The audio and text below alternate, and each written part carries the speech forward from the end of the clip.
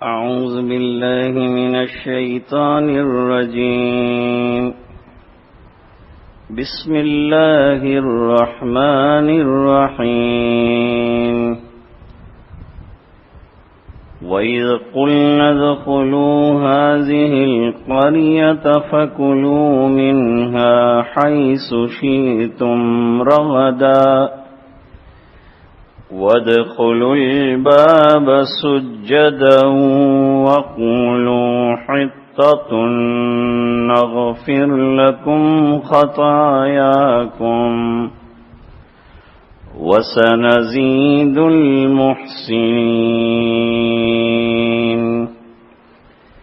فبدل الذين ظلموا قولا غير الذي قيل لهم فأنزلنا على الذين ظلموا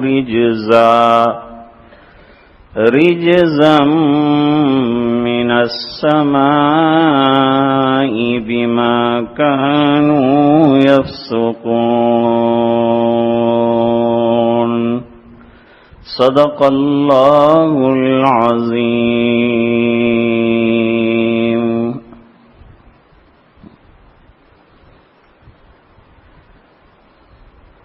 سورۃ البقرہ میں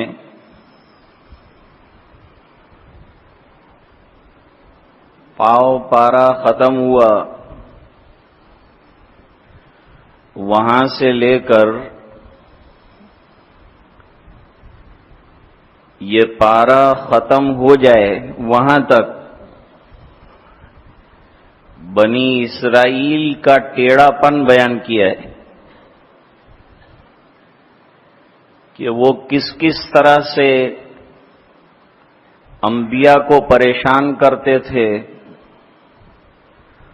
اور کس کس طرح سے اللہ کے احکام کو توڑتے تھے اور کس کس طریقے سے انبیاء کرام کی توہین کرتے تھے. مختلف واقعات بیان ہوئے ہیں. ان میں سے یہ دو آیتیں جو آج آپ کے سامنے پڑھی ہیں، اس میں بھی ان کے ایک ٹیڑھے پن کا تذکرہ کیا ہے.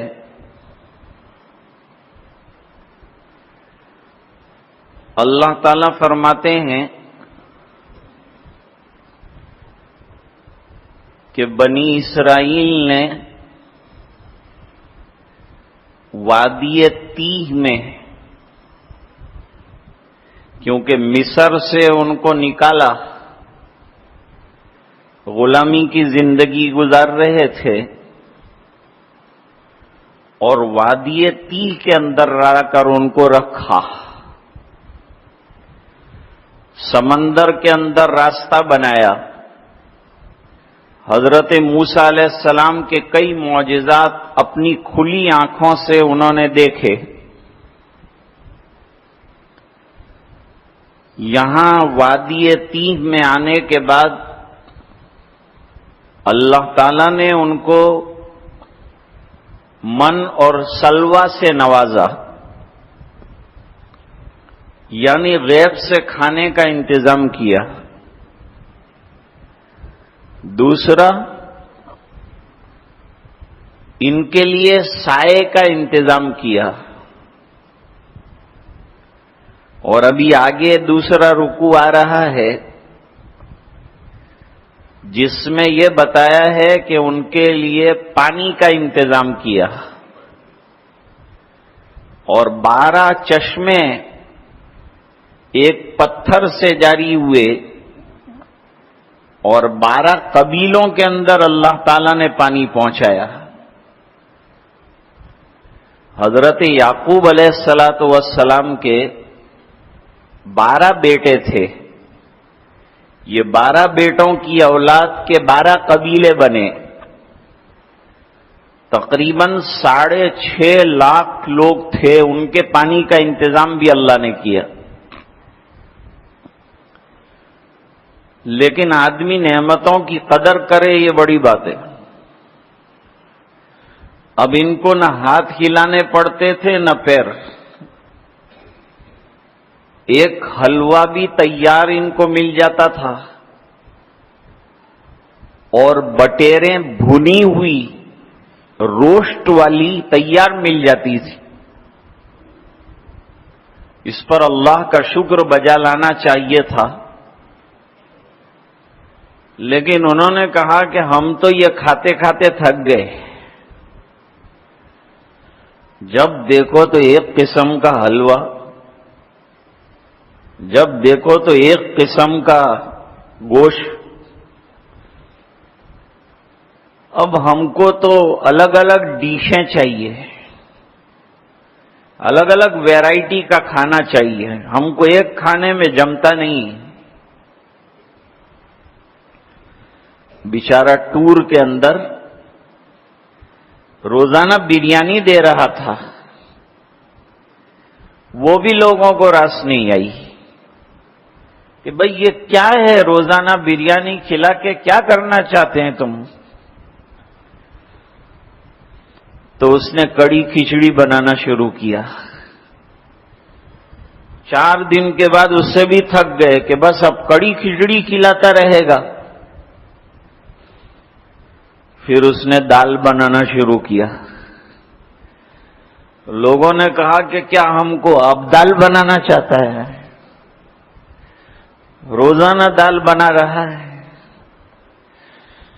تو آدمی کا مزاج ایک کھانے سے ٹھہرتا نہیں ہے، مزاج میں نیرنگیت بہت ہے. یہی بات بنو اسرائیل میں بھی تھی. تو انہوں نے یہ اعتراض کیا کہ ہم ایک طرح کا معمول کے مطابق کھانا کھاتے کھاتے اب تھک گئے ہیں،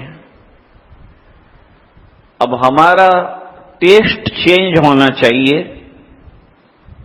ذائقہ بدلنا چاہیے. تو انہوں نے حضرت موسیٰ علیہ السلام سے درخواست کی کہ موسیٰ یہ ایک قسم کا کھانا کھاتے کھاتے ہم تھک گئے ہیں، کوئی اب نئی ڈشیں کھانا، سبزیاں، دوسرے سب کھانے کا ملیں گے. حضرت موسیٰ علیہ السلام نے فرمایا نعمتوں کا شکر بجا لاؤ، اللہ کا شکر ادا کرو. اس کے بجائے تم آنے والی نعمت کی ناشکری کرتے ہو، تمہیں پاپڑ بیلنے پڑیں گے، کتنی محنت کرنی پڑے گی تب جا کے کھانا تیار ہوگا، ابھی تیار کھانا مل رہا ہے. انہوں نے کہا نہیں بس اب ہم لوگ تھک گئے. تو حضرت موسیٰ علیہ السلام نے فرمایا کہ بھئی جو کھانوں کی تم بات کرتے ہو تو شہر کے اندر ملتے ہیں، شہروں میں جانا پڑے گا تم کو. اور شہر میں کس طرح جاؤ گے اس کا ادب بتایا کہ اس طرح سے شہر کے اندر اللہ سے دعا کرتے جاؤ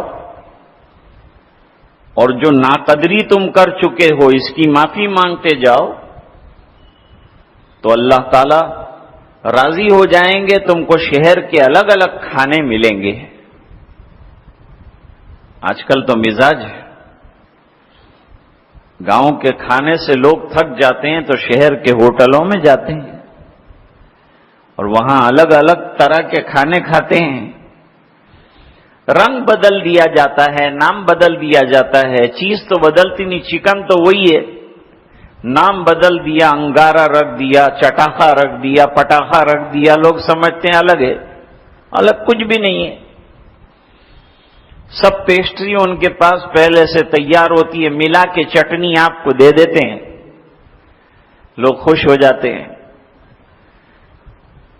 بس چینج چاہیے زبان کے اندر ٹیسٹ کا، یہ انسان کی فطرت میں ہے، یہ مزاج میں ہے.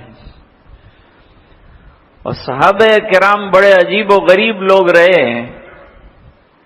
سرکار کے گھر میں 2 مہینے چولہا نہیں جلا، کوئی اس کے اوپر شکوہ نہیں ہے، نہ ازواج مطہرات شکوہ کرتی ہیں کہ حضرت آپ کے گھر میں کھانے کے بھی لالے پڑے ہیں.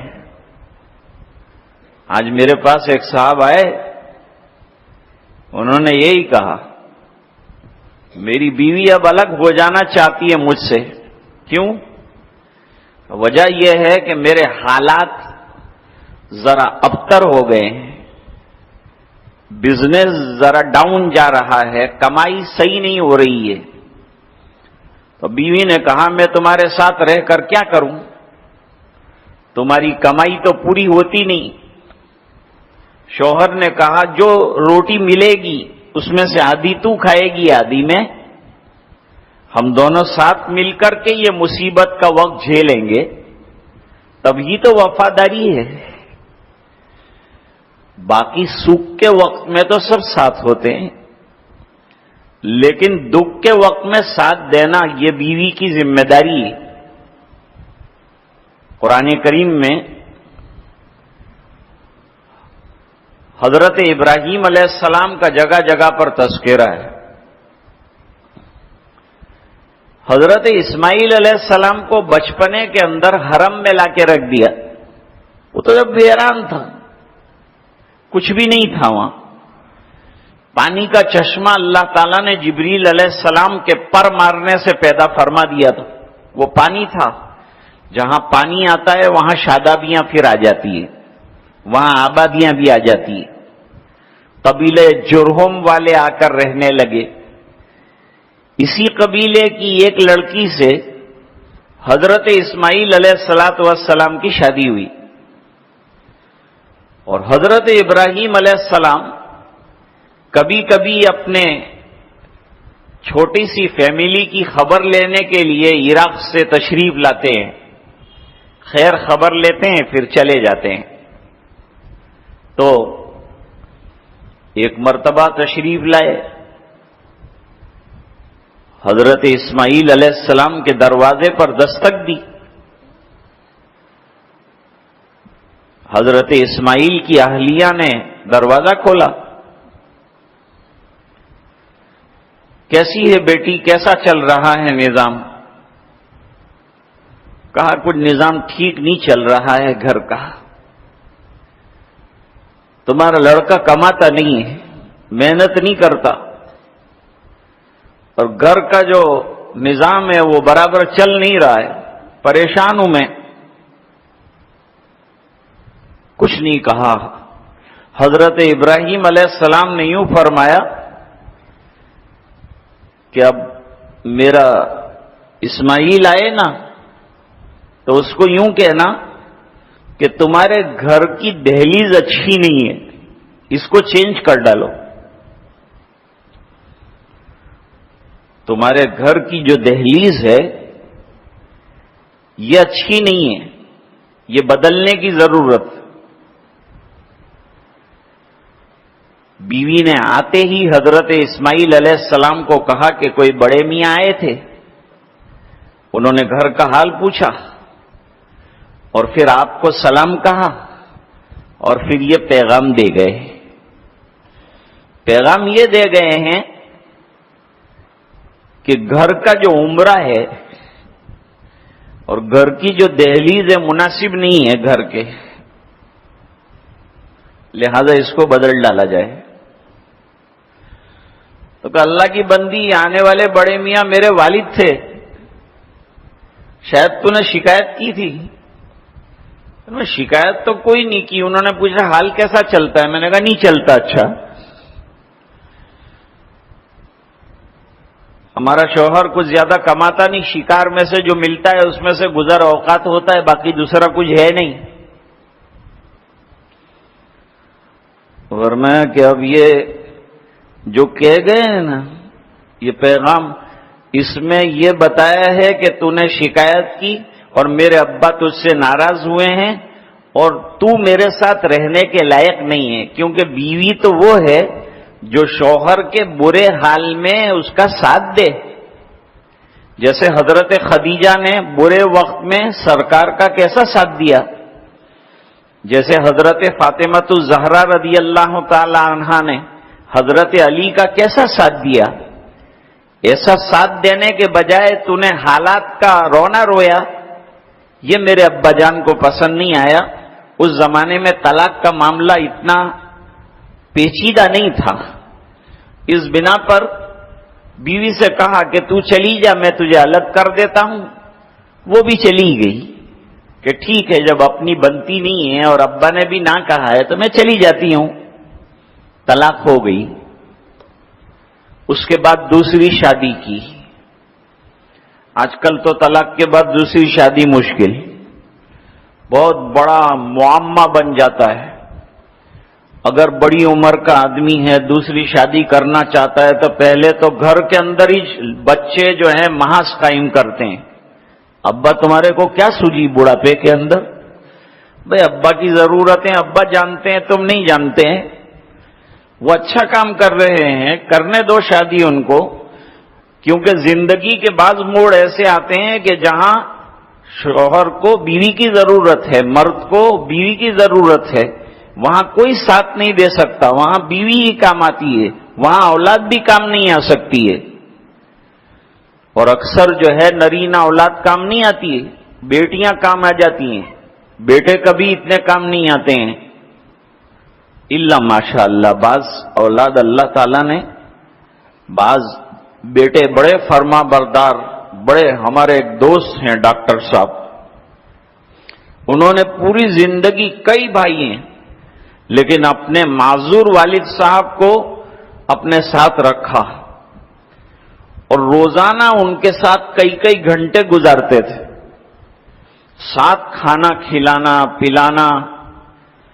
اب ان کی والدہ ہیں، والدہ جو ہیں بڑی عمر کی ہو چکی ہیں، اب شوہر بھی نہیں رہے، وہ چلے گئے دنیا سے، تو ان کو اکیلا پن محسوس نہ ہو تو دسترخوان زمین پر بچھانے کے بجائے والدہ بستر پر ہیں تو بستر پہ دسترخوان بچھاتے ہیں اور ماں کے ساتھ کھانا کھاتے ہیں، اور بیوی کو بھی کہتے ہیں کہ تو بھی یہیں بیٹھ کر امی جان کے ساتھ کھانا کھا۔ تو سعادت کی بات ہے، یہ نیک بختی کی بات ہے۔ بہت خوش قسمت ہوتے ہیں وہ ماں باپ جن کو ایسی چاند جیسی اولاد ملے، ایسی فرما بردار اولاد ملے۔ تو حضرت اسماعیل علیہ السلام نے قبیلہ جرہم ہی کے اندر دوسری ایک لڑکی سے شادی کی، شادی ہو گئی۔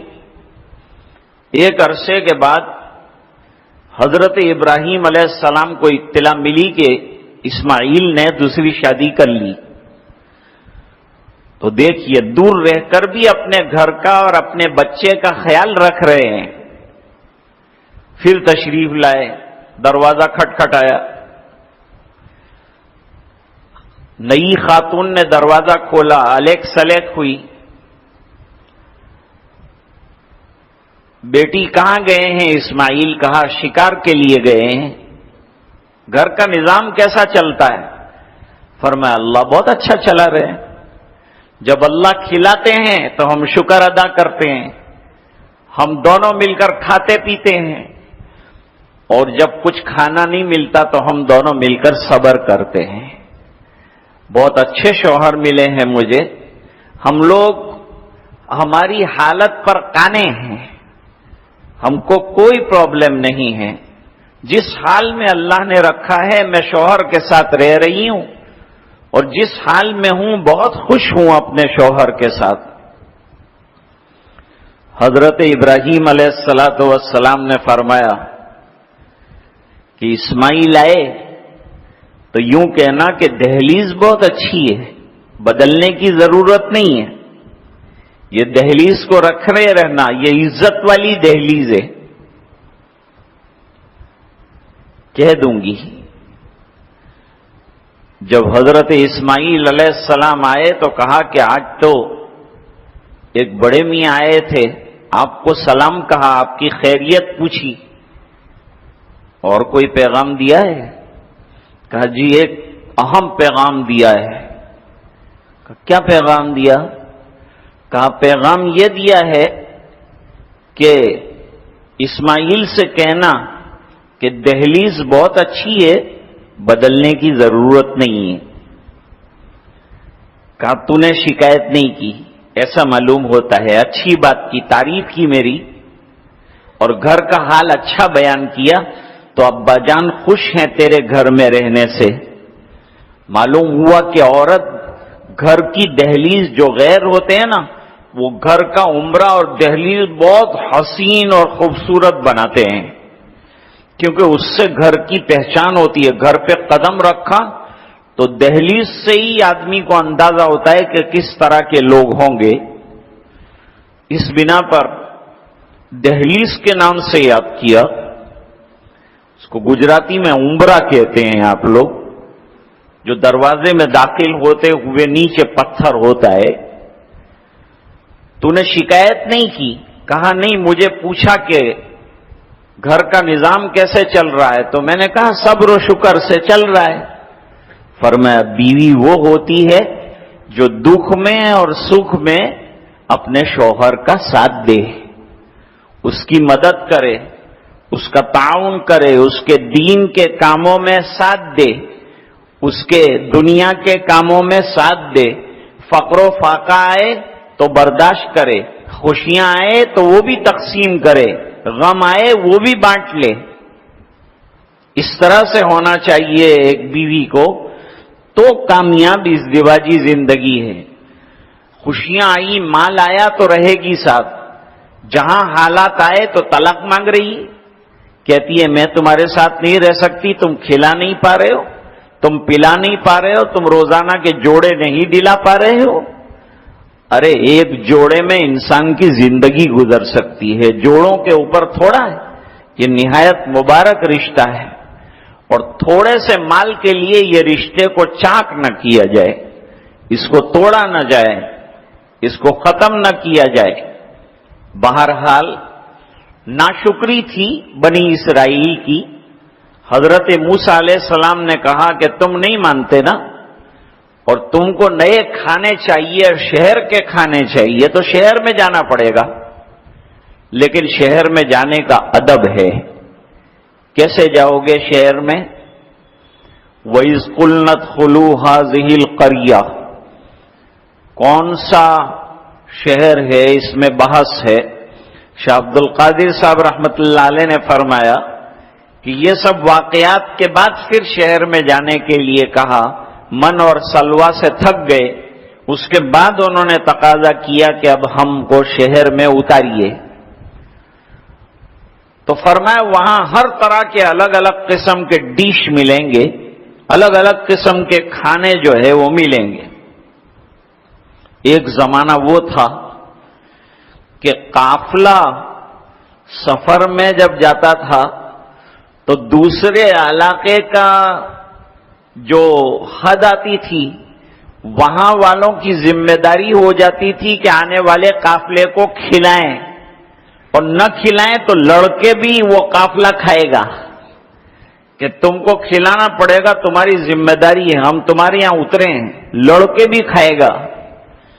بعض دستے حضور پاک صلی اللہ علیہ وسلم نے بھیجے تھے، تو جس گاؤں میں پہنچے انہوں نے کھلانے سے انکار کیا، فرمایا نہیں، ہم تمہارے مہمان ہیں، مان نہ مان میں تیرا مہمان، کھلانا پڑے گا، کیسے نہیں کھلاؤ گے تم؟ لیکن پہلے دستور تھا کہ آنے والے مہمانوں کا لوگ اکرام کرتے تھے۔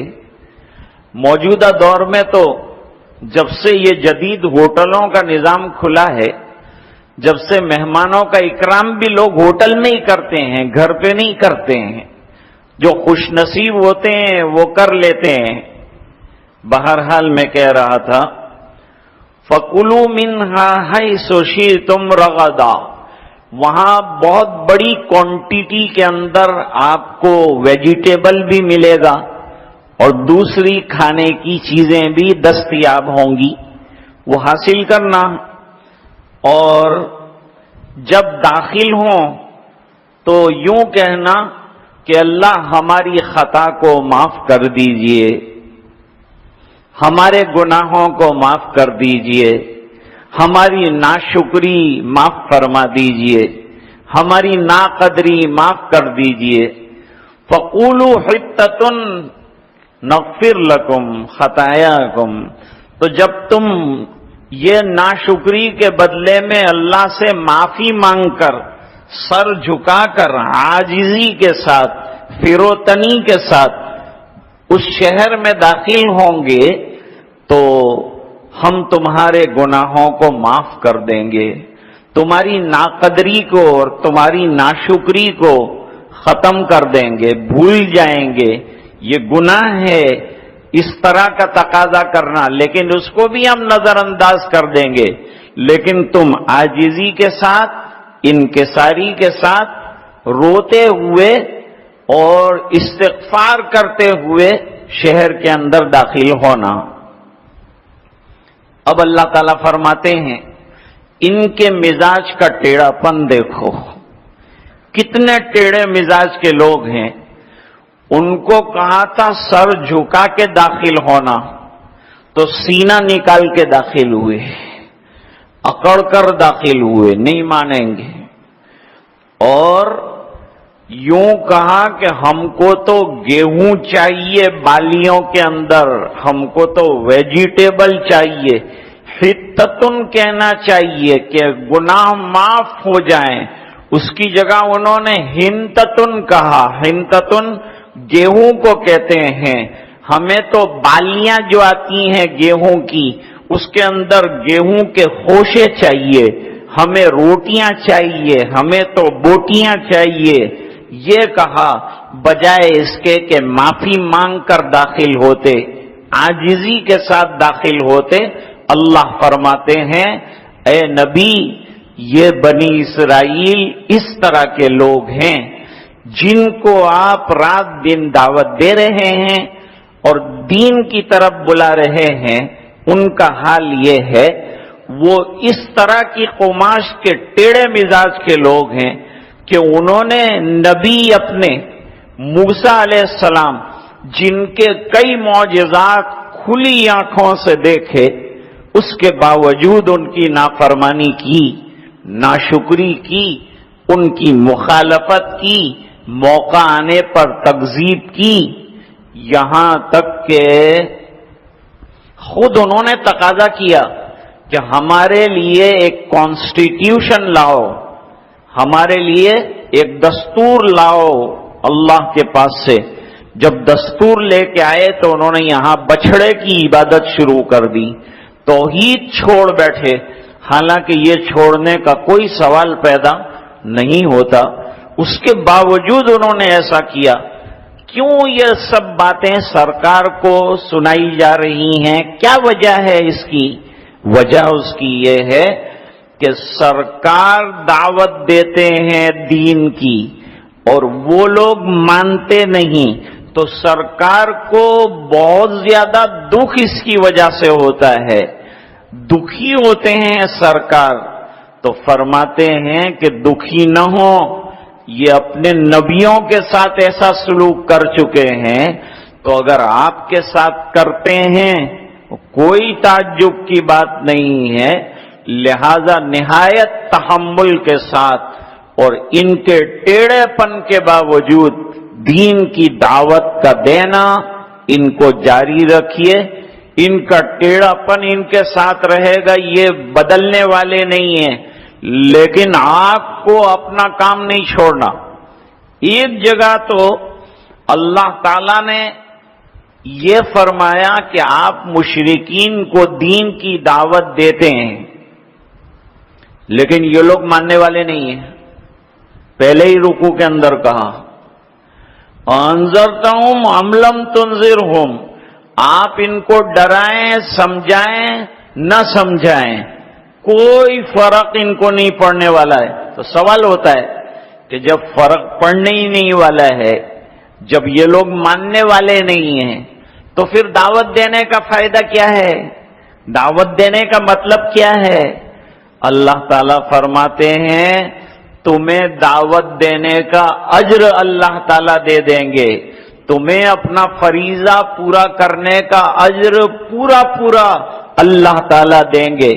یہ بات الگ ہے کہ ان کی قسمت میں ہدایت نہیں لکھی ہے، نہیں ملے گی، کوئی بات نہیں ہے.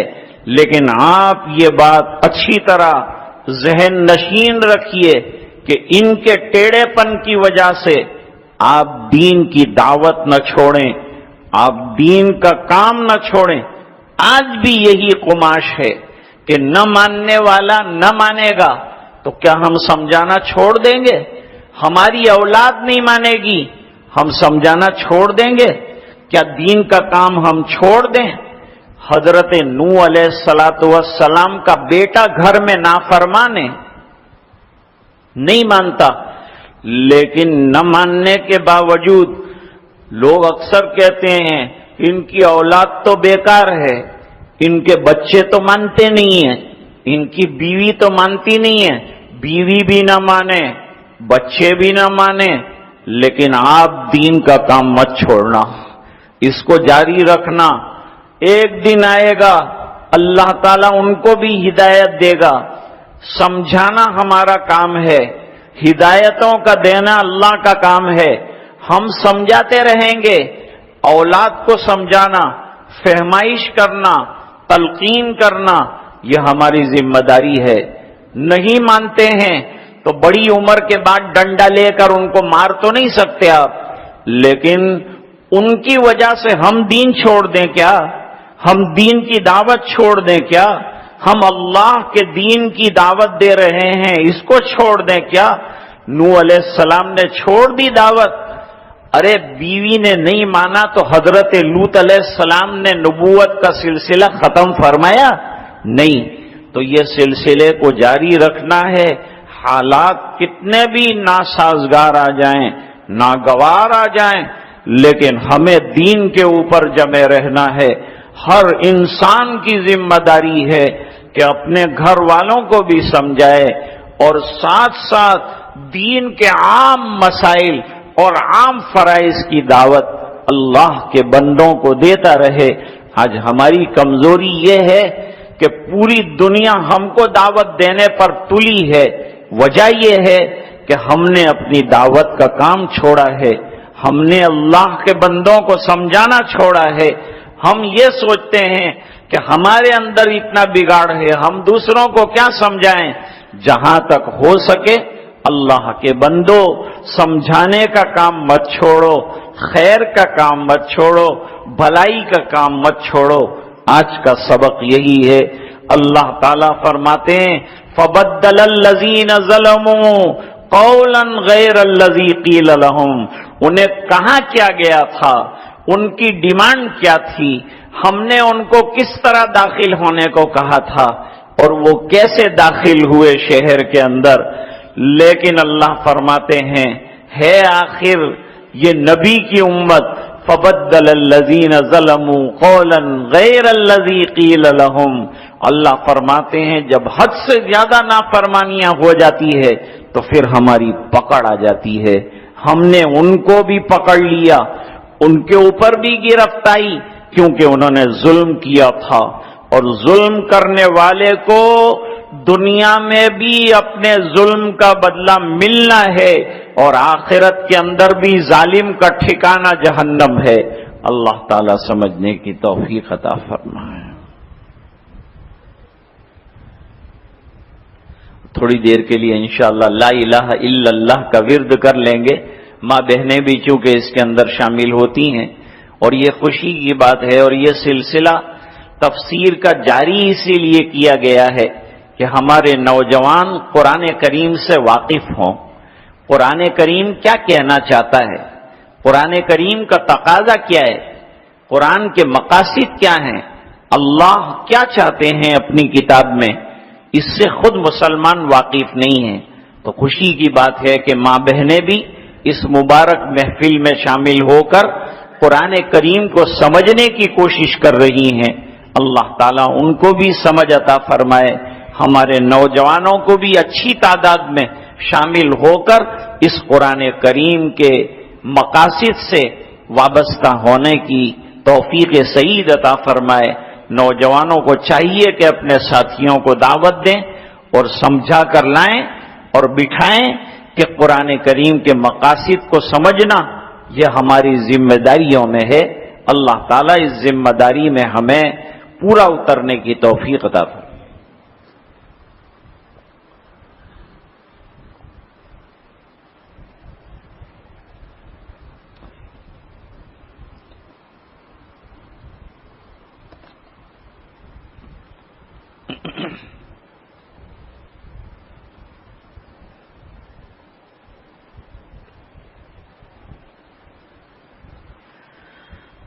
تیرے سوا معبود حقیقی کوئی نہیں ہے، کوئی نہیں، اور تیرے سوا موجود حقیقی کوئی نہیں ہے، کوئی نہیں، اور تیرے سوا مسجود حقیقی کوئی نہیں ہے، کوئی نہیں، اب تو رہے بس تادم آخر ورد زباں اے میرے لا الہ الا اللہ، لا الہ الا اللہ، لا الہ الا اللہ، لا الہ الا اللہ، لا الہ الا اللہ، لا الہ لا الہ الا اللہ، لا الہ الا اللہ، لا الہ لا الہ الا اللہ، لا الہ الا اللہ، لا الہ الا اللہ، لا الہ الا اللہ، لا الہ الا اللہ، لا الہ الا اللہ، لا الہ الا اللہ، لا الہ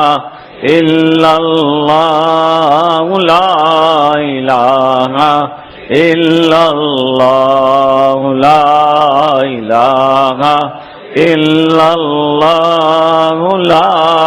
الہ الا اللہ، لا الہ الا اللہ، لا الہ الا اللہ،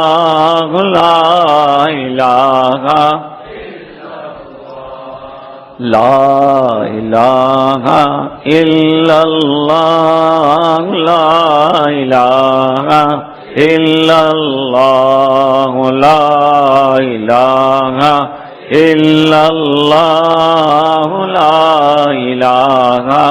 الا اللہ، لا الہ الا اللہ، لا الہ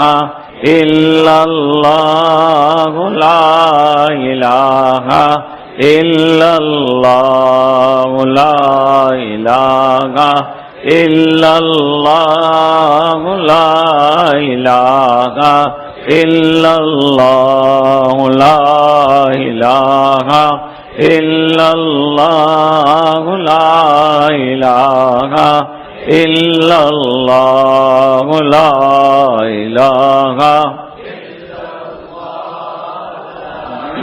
الہ الا اللہ، لا الہ الا اللہ، لا الہ الا اللہ، لا الہ الا اللہ، لا الہ الا اللہ، لا الہ الا اللہ، لا الہ الا اللہ، لا الہ الا اللہ، لا الہ الا اللہ، لا الہ محمد رسول اللہ صلی اللہ تعالی علیہ وعلا آلہ واصحابہ وازواجہ واتباعہ واہل طاعتہ وعلماء امتہ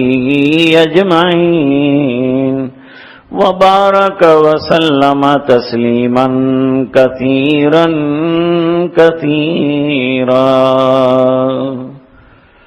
اللہم صلی علی محمد وعلی آل سیدنا محمد وبارک وسلم.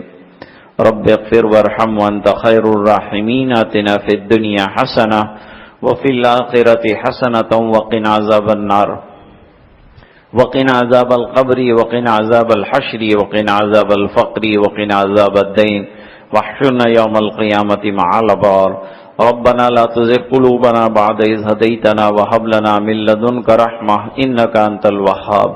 ربنا اغفر لنا ذنوبنا وإسرافنا في أمرنا وثبت أقدامنا وانصرنا على القوم الكافرين. ربنا هب لنا من أزواجنا وذرياتنا قرة أعين واجعلنا للمتقين إماما. ربنا آتنا من لدنك رحمة وهيئ لنا من أمرنا رشدا. ربنا علیک توکلنا وإلیک انبنا وإلیک المصیر. اے اللہ ہمارے گناہوں کو معاف فرما، کوتاہیوں سے درگزر فرما. اے اللہ ہمیں قرآن کریم کی تلاوت کا ذوق عطا فرما. اے اللہ ہمیں فہم قرآن نصیب فرما. اے اللہ قرآن کریم کے مقاصد پر عمل کرنا نصیب فرما. اے اللہ عمل درآمد نصیب فرما. اے الہ العالمین نبی کریم صلی اللہ علیہ وسلم کی اتباع زندگی کے ہر شعبے میں نصیب فرما. اے اللہ عشق رسول، محبت رسول، اتباع رسول صلی اللہ علیہ وسلم عطا فرما. اے اللہ تیری مرضیات پر چلنے والا بنا دے. اے اللہ ہمیں اور ہماری اولاد کو نیک بنا دے. اے اللہ دیندار بنا دے. اے اللہ تیری فرما بردار بنا دے. اے اللہ نمازی بنا دے. اے اللہ ہدایت یافتہ بنا دے. اے اللہ صراط مستقیم پر چلا دے. اے اللہ گھریلو جتنے بھی فسادات ہیں تمام کو ختم فرما دے. آپس کے اختلافات ختم فرما. محبتیں عطا فرما. ایک بنا، نیک بنا. اے اللہ ہماری روزی میں وسعتیں عطا فرما، برکتیں عطا فرما. ہر قسم کی رکاوٹوں کو دور فرما، پریشانیوں کو دور فرما. اے اللہ جب تک زندہ رکھے ایمان پر زندہ رکھ. جب دنیا سے جانے کا وقت ہو اے اللہ ایمان کی حفاظت کے ساتھ جانا نصیب فرما. دعائیں اپنے فضل و کرم حبیب پاک صلی اللہ علیہ وسلم کے طفیل منظور فرما برحمتک یا ارحم الراحمین.